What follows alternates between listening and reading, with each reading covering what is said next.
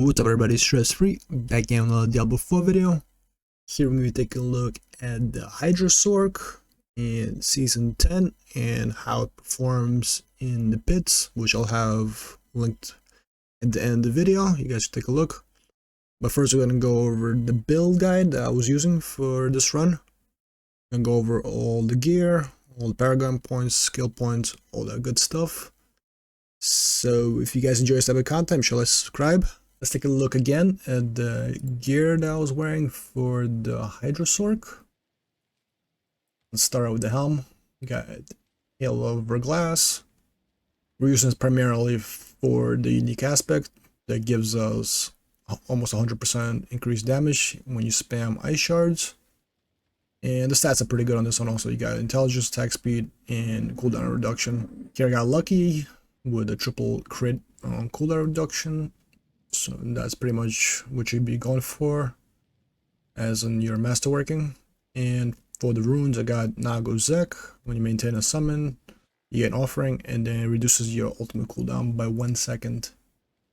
Next we have the Shroud of False Death. Self-explanatory here, +1 to all passives, still huge, and you want to be going for all stats. I got 2 crits on it, so I was kind of satisfied with it. As for the runes, I got Int Gems. And let's take a look at the gloves. Here I got the engulfing flame aspect, increases my burning damage. And here I kind of still looking for another version of this gloves, but I was just using it as a placeholder. But here I got int, damage over time, core skills, vuln damage, and I gotta get rid of that incinerate size. I think you can put a Hydra damage in this one also. Next we have the pants. Probably the most important item that makes this build work is the fitting your iris, and we got it on the pants instead of the amulet, which is great this season. And why we're using this, because of the unique aspect where Hydra becomes a core skill, so it gets all the core skill benefits, and on top of that it gets 120% increased damage. Here the stats are intelligence, attack speed, pyromancy, and primordial bindings, and I got a double hit on intelligence, which is always nice.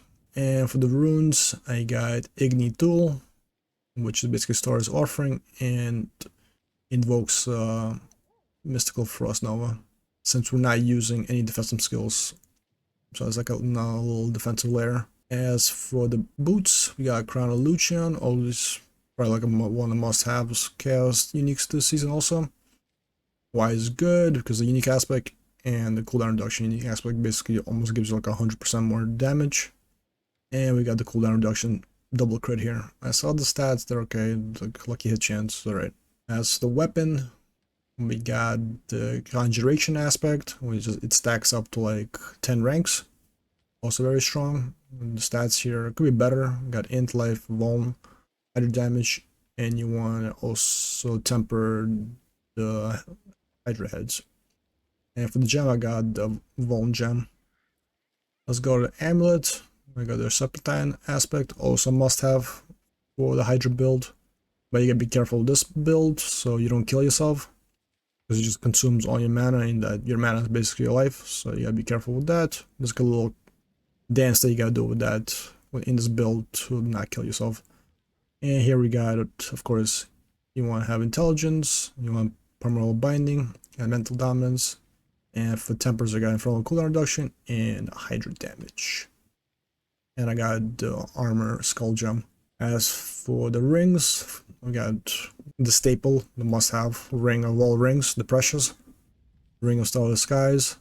Here I also got lucky, we got triple crit on core skills, and all the other stats are pretty decent, and you get like 50% more increased damage from its unique aspect.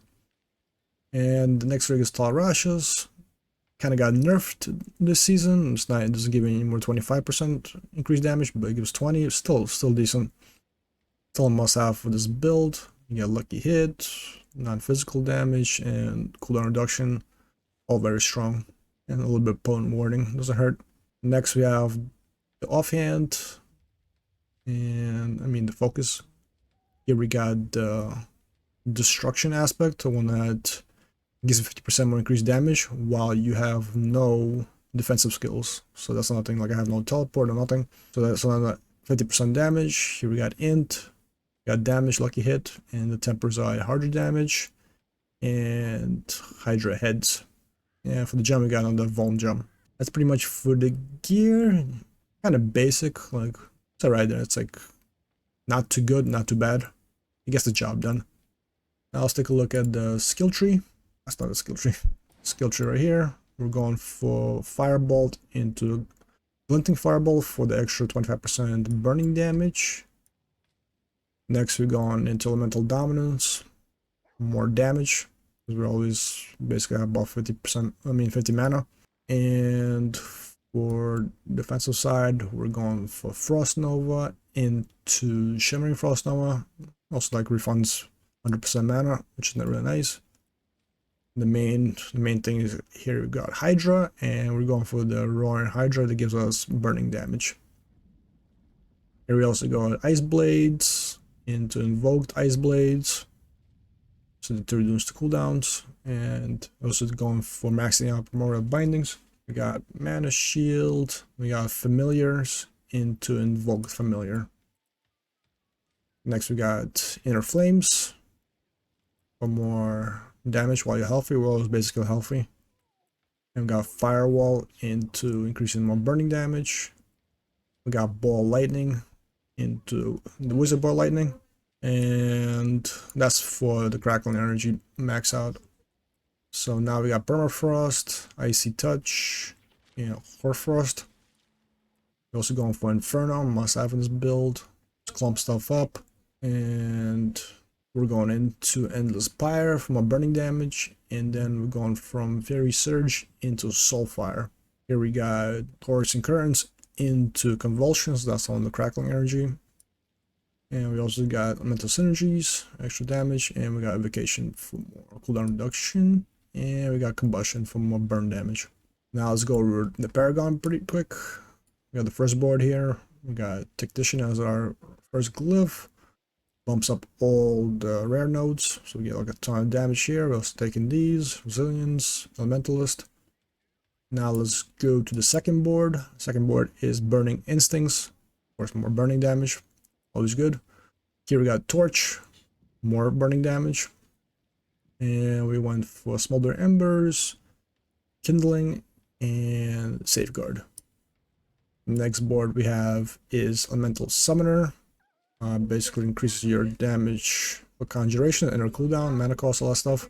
As for the glyphs, we got Conjurer, gives us Conjuration skills, increased damage. We got Keeper Flames, Conjurer, Reservoir, and Swift Conjurer. Next board we have is Enhancement Master, and that's the where you get your enhancements. If they're both with the same element, you get extra 20% more damage. And for the rune here and for the glyph, we got Pyromaniac. Once again, increases all the rare nose damage, pretty strong. We're picking up Runis, we're picking up Blessing, we're picking up Sophia's Resilience for more resilience, and we're moving on to the last board, which is Frigid Fate for extra vuln damage. And here we're running Elementalist, picking up Oppressive, more vuln damage, and we got Guarded for damage reduction. Bumping up these, also the rare nodes. That's the glyph board. I'll also have like the full written build guide. You guys can follow along in the comments below. Now let's take a look at the chaos perks. Most important here is Mana Shield. You become basically unkillable unless you kill yourself with spamming Hydra too much, which you gotta be careful. And for that, we're going over for alternative alterations. That's the one that keeps you alive, which kind of refunds your mana. And so you gotta do like a little dance skills. So very important to have these two active. And then we're going for Power Siphon, more core skill damage since Hydra's now is a core skill. And we got explosive combinations. So basically just spam Firebolt a few times and you gain like 60% more damage. As for Mercenary, we go right here as usual for more resilience, and I like going for Inspiration. And for the reinforcements, we go Varanya, and we're going for Ancient Harpoons. And we got the Hydra. What else? Let's take a look at the skill assignments pretty quick. We got Ice Shards for spamming with the Ale for Glass, 100% more damage. So you just want to spam them. We got Ball Lightning, spam with a little bit for Crackling Energies. We got Ice Blades to make targets vulnerable and reduce the cooldowns. And next we got Inferno to clump stuff up. We got, of course, Hydra, our main damage dealer. And we got Firebolt. As for enchantments, I got Firewall enchantment. Just gives us a firewall on ground. Also increases our damage to 25%. And we got Familiar enhancements. That's for to activate the Tolrash's loop. That's pretty much it. As for the potions, what I use for the runs is Elixir Advantage. I got Sage Whisper. I got Song of the Mountain and Smoothing Spices. I guess that's pretty much it for the whole build. Once again, I'll have a full written guide in the description below. Hope this helps. If you guys enjoy this content, be sure to subscribe. Now, let's get into the pit run.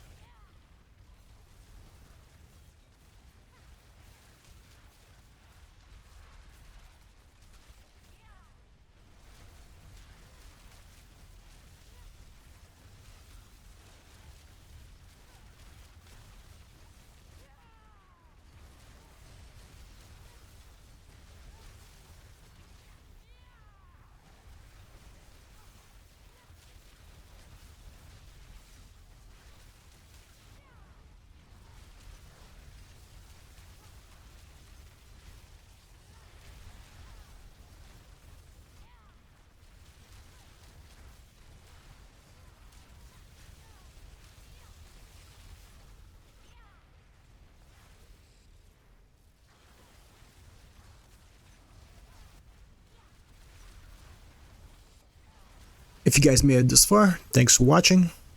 Be sure to subscribe for more Season 10 content. I'm gonna link some of my other videos. I also usually stream every day. You guys can come by and hang out and ask me questions. I appreciate all the support. I'll catch you all in the next one.